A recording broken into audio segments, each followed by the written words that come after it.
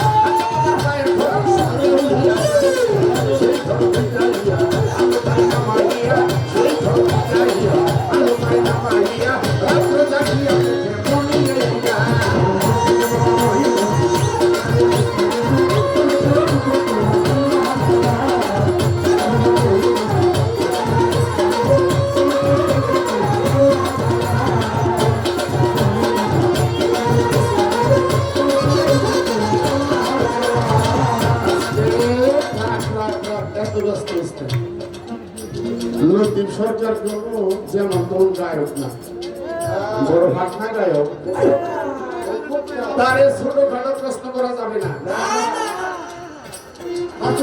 আমার সর্বপ্রথম প্রশ্ন থাকবে, যিনি দু জাহানের বাদশা, আমাদের আখিরি শেষ পয়গম্বর সাল্লাল্লাহু আলাইহি সাল্লাম, যে রাসূলকে আল্লাহ সৃষ্টি না করলে পৃথিবীর এক কোনা বালুকও সৃষ্টি করতেন না। আজকের পালা অনুযায়ী আমার প্রশ্ন থাকবে, সর্বপ্রথম যিনি আমাদের দু জাহানের বাদশা আসেন সেই রাসূল, আমরা কি করি? মুসলমান হই, ঈমান আনি, কি বলে? লা ইলাহা ইল্লাল্লাহু মুহাম্মাদুর রাসূলুল্লাহ। কিন্তু খেয়াল করবে কি কইলাম? লা ইলাহা ইল্লাল্লাহু মুহাম্মাদুর রাসূলুল্লাহ। মসজিদে যখন আযান দেয়, খেয়াল করবেন আপনারা, তখন কি বলে?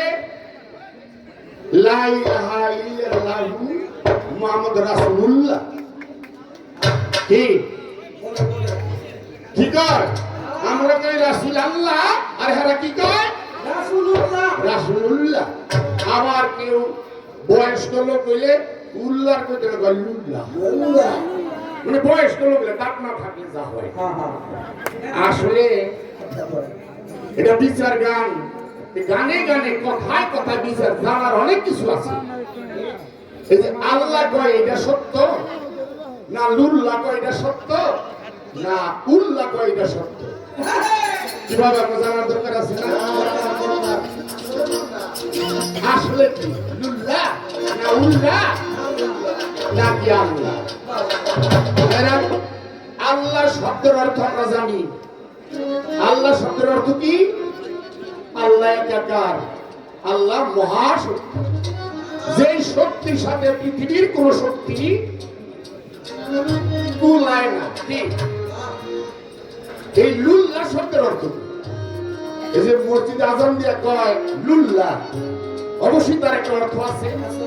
এই লুল্লা শব্দের অর্থ আল্লাহ তো সর্বশক্তিমান সর্বশ্রেষ্ঠ তারা যে লুল্লা কয় তারা কি অশিক্ষিত না আমার কথা কিন্তু বাবা আমি সরকারের মতো তো গরম করি না আমার কথা বুঝতে হবে যারা মসজিদে আজান দেয় লুল্লা তারা কি অশিক্ষিত তারা কি অজ্ঞানী যদি তা না হয় তাহলে লুল্লা শব্দের অবশ্যই একটা অর্থ আছে এই লুল্লা শব্দের অর্থ লুল্লা শব্দের অর্থ আশা করি উনি জবাব দিয়ে আপনারা বুঝবেন